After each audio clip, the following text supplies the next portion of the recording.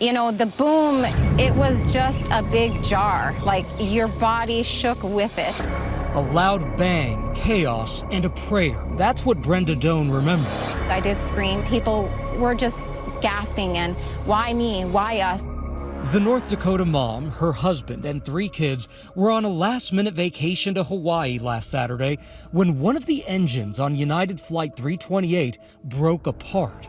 It's got a blown engine! Oh no! Massive pieces of metal raining down onto neighborhoods below.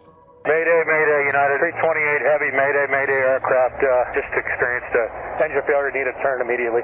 The incident raising alarms about what went wrong and leaving Americans wondering whether it's safe to fly. Raining down parts and seeing pictures like that is just absolutely amazing.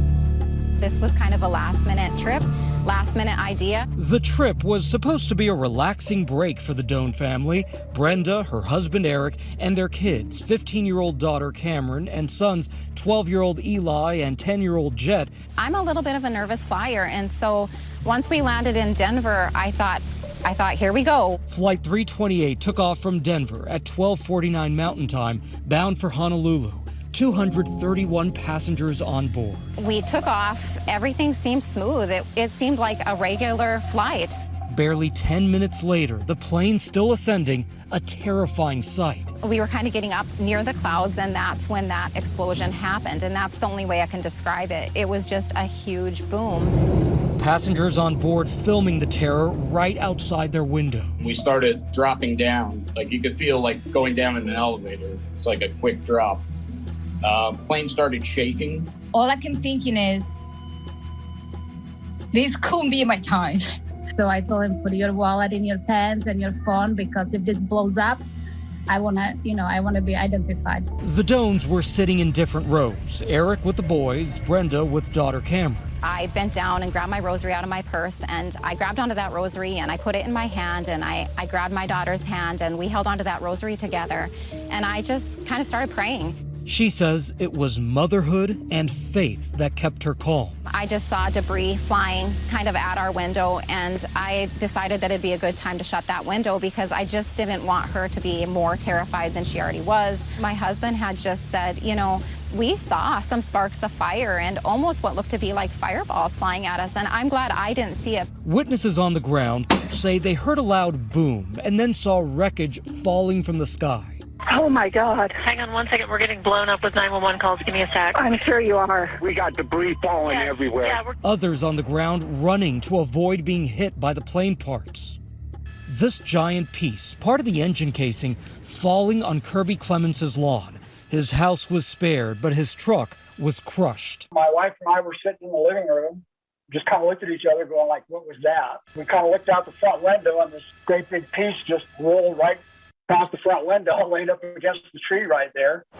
The debris field at least a mile wide. Those enormous pieces, now evidence, turned over to the NTSB. The whole sky was just covered with that, just falling down like ash from a fire or something.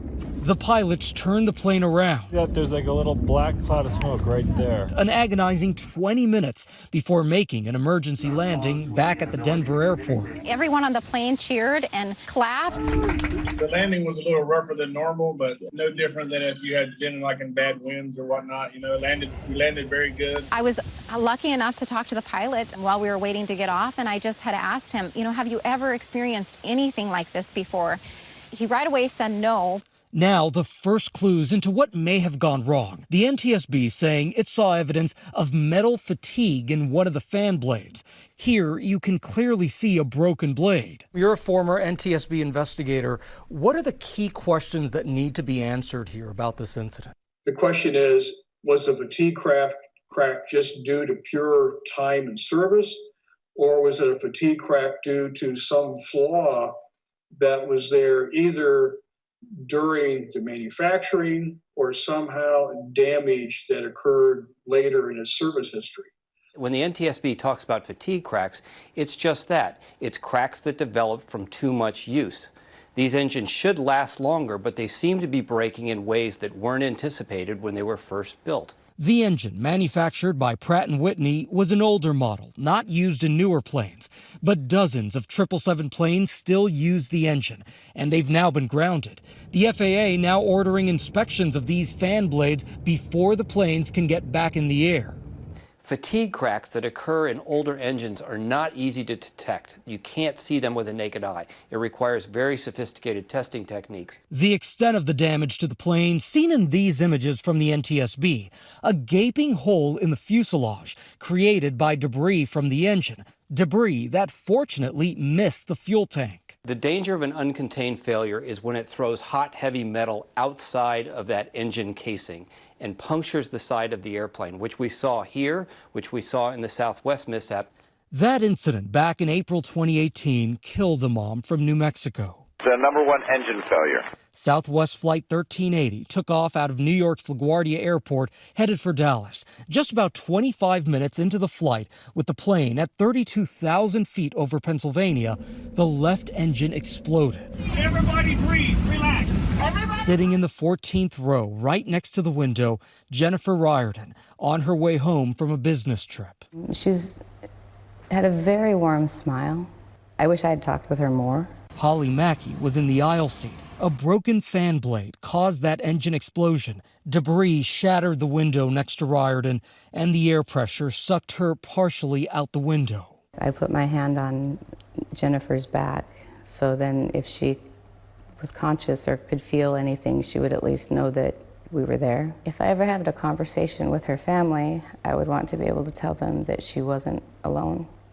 Pilots Tammie Shults and Darren Ellisor credited with managing the emergency landing in Philadelphia. We did what we were trained for. People in the back of the plane were very heroic. I mean, they paid for a seat in the back to relax, and they were up and at it to help.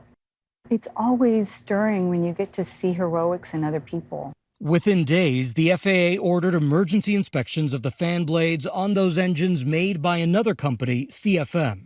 And I don't have to tell you, people already have fears about flying during the pandemic. This doesn't help, does it? An incident like this, it makes you even more nervous, like, well, maybe I should drive again. However, I can tell you that it's a lot safer to fly than to drive. In fact, the last deadly commercial airplane crash in the U.S. was in 2009. We got off the plane and we had to walk down some stairs. We did take a picture, and it was just something we'll never go through again in our lives. After the emergency landing back in Denver, the Dohn family made the choice to continue on with their vacation, hopping on another Hawaii-bound flight just 3 hours later. So it was kind of like, well, you get bucked off a horse, you got to get back on. The shock only really wearing off once they landed. I had a really rough time sleeping that first night, and it seemed like every time I shut my eyes, I kind of could feel that plane accelerating, and I could kind of feel those jumps. I was glad to be in Hawaii because I really think that it would have been very difficult to get on the plane the next day. Brenda, her husband, and the kids say they refuse to be scared. We've got a wild group of kiddos, and they're always willing for the next adrenaline rush. We're already talking about coming back next year. We're not going to stop from flying. Hi everyone, George Stephanopoulos here. Thanks for checking out the ABC News YouTube channel. If you'd like to get more videos, show highlights, and watch live event coverage, click on the right over here to subscribe to our channel, and don't forget to download the ABC News app for breaking news alerts. Thanks for watching.